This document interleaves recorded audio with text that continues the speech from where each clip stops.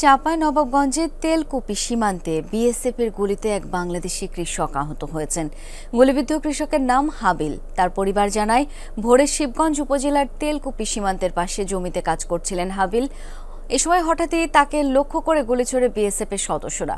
পরে আহত হাবিলকে উদ্ধার করে চাঁপাইনবাবগঞ্জ সদর হাসপাতালে নেওয়া হয়। জখম গুরুতর হওয়ায় পরে তাকে রাজশাহী মেডিকেলে পাঠানো হয়। বিজিবি জানায়, বিষয়টি খতিয়ে দেখছেন তারা।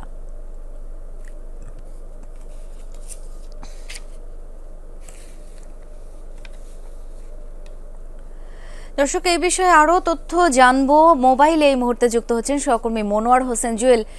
বিএসএফ এর গুলিতে এক বাংলাদেশি কৃষক আহতের বিষয়ে আর কি তথ্য রয়েছে আপনার কাছে জানাবেন আমাদের।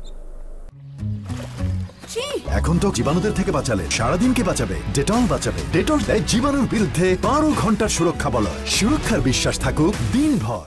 যে ঘটনাটি হচ্ছে, এটি ভোর 5:30টার দিকেই তেলকুপি সীমান্তে, শিবগঞ্জ উপজেলার তেলকুপি সীমান্তে এই ঘটনা ঘটেছে।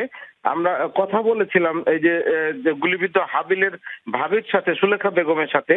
তিনি যেটি বলছিলেন যে হাবিল সকালবেলা কিন্তু তাদের জমিতে পানি দেওয়ার জন্য গেছিলেন এবং সে কাজ শুরু করেছিলেন।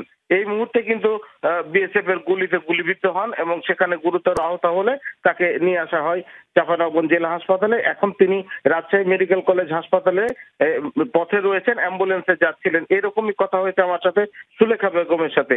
আর বিজিবি যেটা বলছিলেন, বিজিবি 59 বিজিবি ব্যাটালিয়নের অধিনায়ক লেফটেন্যান্ট কর্নেল গোলাম কিবরিয়া আমাদেরকে জানিয়েছেন যে বিষয়টি তারা শুনেছেন এবং এই বিষয়টি নিয়ে তারা সত্যতা যাচাইয়ের জন্য বিএসএফ এর সাথে যোগাযোগের চেষ্টা করছিলেন।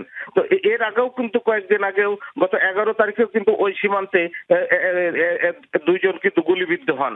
এখন এই অবস্থাটা কিন্তু আমাদের সীমান্তে চাঁপাইনবাবগঞ্জের থমথমে অবস্থা। আপাতত এটুকুই জানা গেছে। শাওন, জুয়েল, ধন্যবাদ আপনাকে।